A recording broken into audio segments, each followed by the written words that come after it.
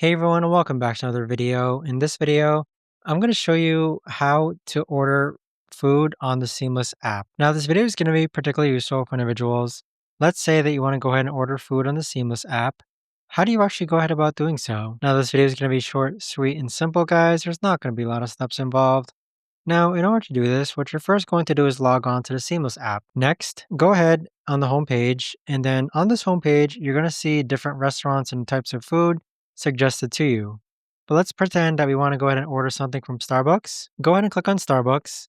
Then you're going to see Starbucks menu. Click on the items which you want to go ahead and add by clicking on the item. Some items are going to require you to select a certain size. Afterwards, click on Add to Bag. After you add an item, you can click on View Order. And then this is where you're going to see your subtotal, where you can add a tip.